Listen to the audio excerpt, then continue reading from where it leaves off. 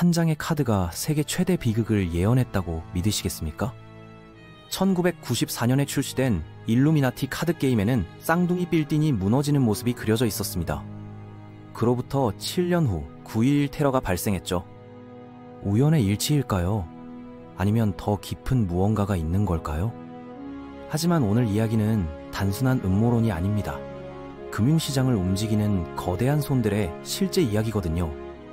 단 하루 만에 영국 정부를 무너뜨리고 10억 달러를 벌어들인 남자가 있습니다. 1992년 9월 16일, 이 남자의 베팅 하나가 세계 금융사를 바꿔놓았어요. 그의 이름은 조지 소로스. 이것은 그가 어떻게 영국 은행을 박살낸 사나이가 되었는지에 대한 이야기입니다.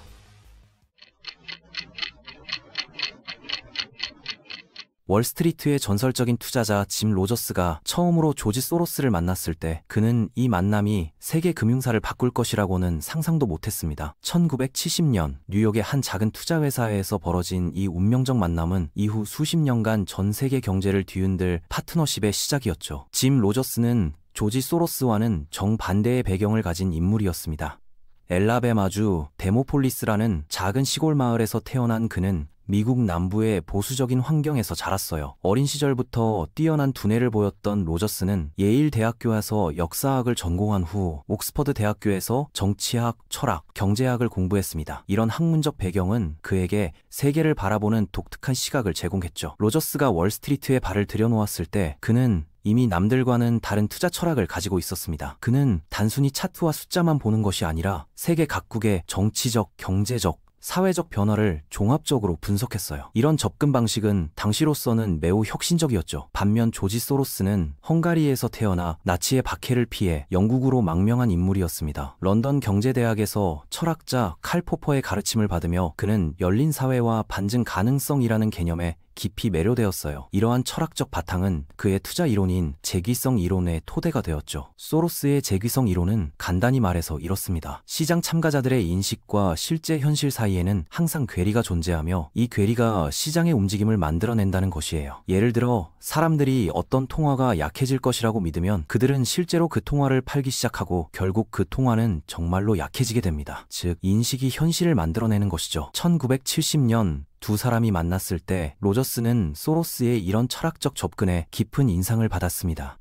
동시에 소로스는 로저스의 글로벌한 시각과 치밀한 분석력에 매료되었죠. 두 사람은 서로 다른 배경에서 왔지만 시장을 보는 관점에서는 놀라운 공통점을 가지고 있었어요. 그들의 첫 번째 큰 성공은 1970년대 초 부동산 투자 신탁 리츠 투자에서 나왔습니다. 당시 리츠는 새로운 투자 상품으로 각광받고 있었는데 대부분의 투자자들은 단순히 부동산 시장의 호황을 따라가려고만 했습니다. 하지만 로저스와 소로스는 달랐어요. 로저스는 미국 전역을 직접 돌아다니며 부동산 시장의 실상을 파악했습니다. 그는 건설 현장을 방문하고 부동산 개발업자들과 직접 대화를 나누며 정부의 부동산 정책 변화를 면밀히 분석했어요. 이런 발로 뛰는 조사를 통해 그는 REIT 시장에 거품이 끼고 있다는 것을 감지했죠. 소로스는 로저스의 분석을 바탕으로 자신의 재귀성 이론을 적용했습니다. 그는 리츠 시장이 호황 불황의 사이클을 겪을 것이라고 예측했어요. 처음에는 사람들의 낙관적 기대가 실제 가격 상승을 만들어내지만 결국 현실과 기대 사이의 괴리가 커지면서 급격한 조정이 일어날 것이라고 봤죠. 두 사람의 전략은 치밀했습니다. 먼저 리츠 가격이 오르는 초기 단계에서 대량 매수에 나섰어요. 그들은 단순히 부동산을 좋아해서가 아니라 시장의 심리를 이용해 수익을 내기 위해서였죠. 그리고 예상대로 3년 후 리츠 시장이 폭락하기 시작하자 이번에는 공매도로 전환해 하락장에서도 막대한 수익을 거두었습니다. 이 성공은 두 사람의 파트너십을 더욱 견고하게 만들었습니다. 로저스의 현장 중심적 분석과 소로스의 철학적 통찰이 결합될 때 어떤 시너지를 낼 수 있는지 보여준 사례였죠. 1970년대 중반 두 사람은 더 큰 도전에 나섰습니다. 바로 통화 시장이었어요. 1971년 닉슨 대통령이 금태환 정지를 선언한 후 세계 통화 시스템은 완전히 새로운 국면에 접어들었습니다. 고정환율제가 무너지고 변동환율제가 도입되면서 통화 시장은 그야말로 무법지대가 되었어요. 로저스는 이 변화의 의미를 누구보다 빨리 파악했습니다. 그는 세계 각국을 직접 방문하며 각국의 경제 상황과 정치적 안정성을 조사했어요. 특히 그는 일본의 경제 성장 잠재력에 주목했습니다. 1970년대 초 일본은 아직 아시아의 용으로 불리기 전이었지만 로저스는 일본 기업들의 기술력과 긴면성 그리고 정부의 체계적인 산업 정책을 보고 일본이 곧 경제 대국으로 부상할 것이라고 확신했어요. 소로스는 로저스의 분석을 바탕으로 대담한 베팅에 나섰습니다. 그는 포트폴리오의 3분의 1을 일본 주식에 투자했는데 이는 당시로서는 상상하기 어려운 집중 투자였죠. 대부분의 미국 투자자들은 해외 투자 자체를 위험하다고 생각했던 시대였으니까요. 결과는 놀라웠습니다. 일본 주식은 1년 만에 2배로 뛰었고 이들의 펀드 수익률은 연간 100%를 넘나들었어요. 월스트리트는 이 두 사람을 주목하기 시작했죠. 하지만 로저스와 소로스의 진정한 능력이 드러난 것은 1970년대 말 인플레이션 위기 때였습니다. 1979년 미국의 인플레이션율은 13%를 넘어섰고 달러의 가치는 급락했어요. 대부분의 투자자들은 공황 상태에 빠졌지만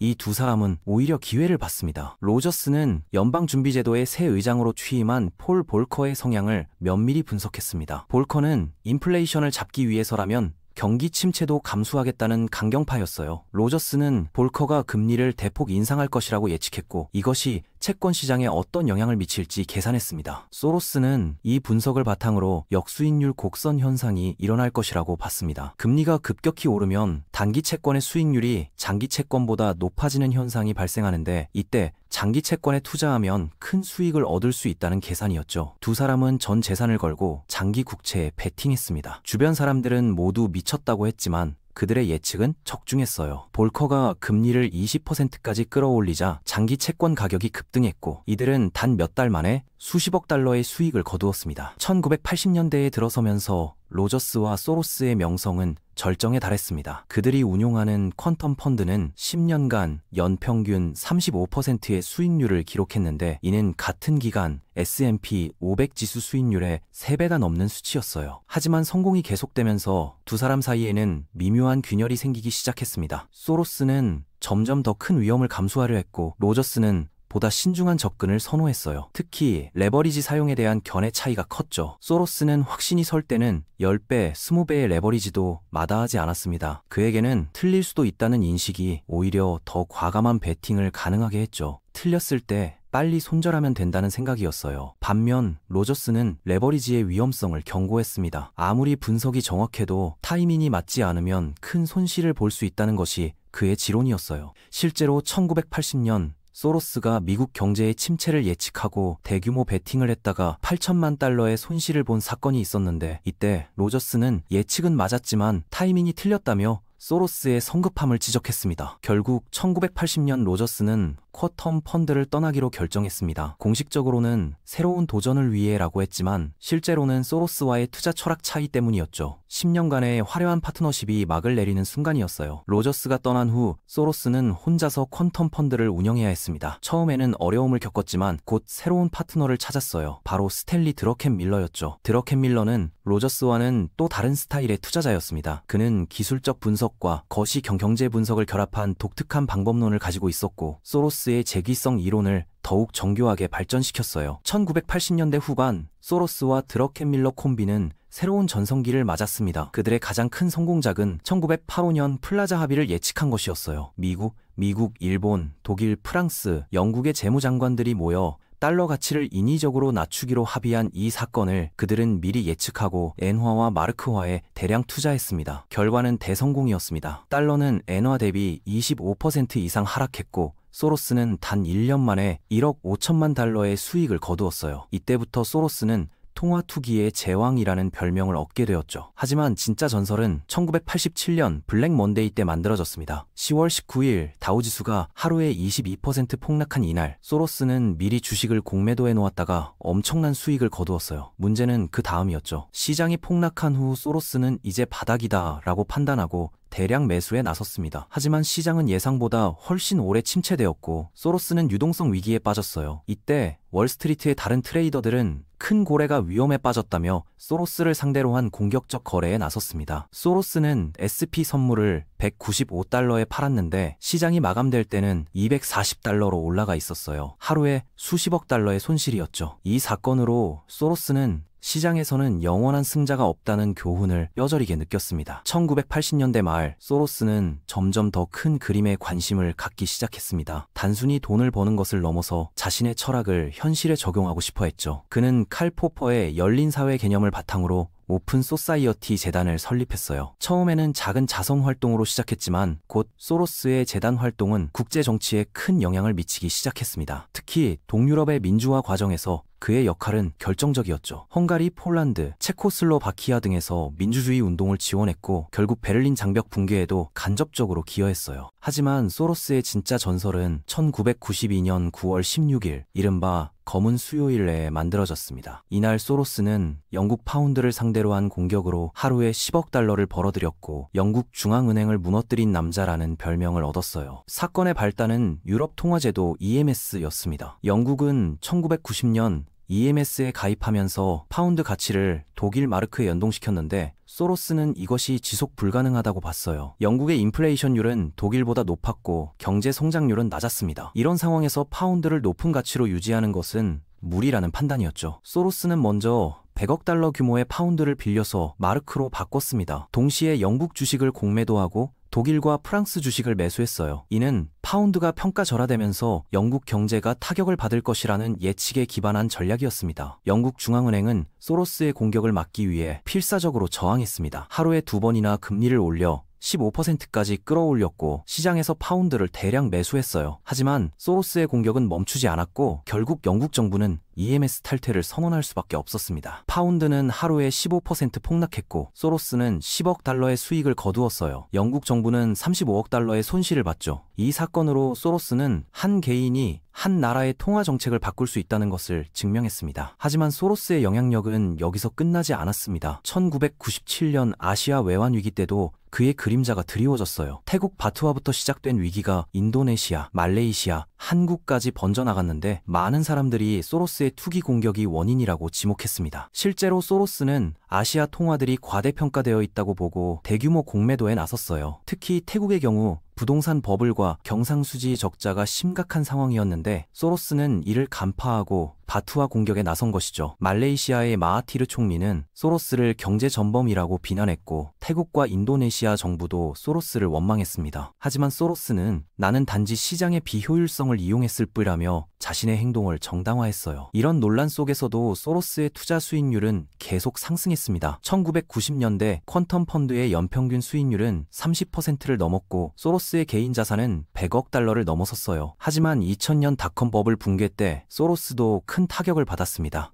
그는 인터넷 주식들이 과대평가되어 있다고 보고 공매도했는데 버블이 꺼지기 전까지 주가가 계속 오르면서 큰 손실을 봤죠. 이때 소로스는 시장이 비합리적으로 움직일 수 있는 기간이 내가 견딜 수 있는 기간보다 길 수 있다는 케인스의 말을 뼈저리게 느꼈어요. 2008년 금융위기 때는 다시 소로스의 시대가 왔습니다. 그는 서브프라임 모기지 사태를 미리 예측하고 금융주를 대량 공매도했어요. 동시에 금과 원자재의 투자에 인플레이션 해지를 했죠. 결과적으로 2008년 대부분의 투자자들이 큰 손실을 볼 때 소로스는 오히려 수십억 달러의 수익을 거두었습니다. 현재 90세가 넘은 소로스는 여전히 활발하게 활동하고 있습니다. 비록 쿼텀 펀드는 2011년 외부 투자자들의 자금을 모두 반환하고 패밀리 오피스로 전환했지만 그의 영향력은 여전해요. 특히 정치적 영향력은 더욱 커졌습니다. 소로스는 민주당을 지지하며 수억 달러를 정치 활동에 기부하고 있고 전 세계 민주주의 운동을 지원하고 있어요. 우크라이나 사태, 홍콩 민주화 운동, 미얀마 민주화 등에서 그의 재단이 활동하고 있죠. 하지만 이런 활동은 또 다른 논란을 불러일으키고 있습니다. 러시아의 푸틴, 중국의 시진핑, 헝가리의 오르반 등은 소로스를 서구의 앞잡이라고 비난하고 있고 일부 보수 진영에서는 소로스를 글로벌 엘리트의 대표로 보고 있어요. 그렇다면 소로스는 과연 누구일까요? 천재적인 투자자일까요? 아니면 위험한 투기꾼일까요? 민주주의의 수호자일까요? 아니면 글로벌 질서를 교란하는 세력일까요? 한 가지 확실한 것은 소로스가 단순한 투자자를 넘어선 존재라는 것입니다. 그는 자본주의 시스템의 모순을 누구보다 잘 이해하고 있으면서 동시에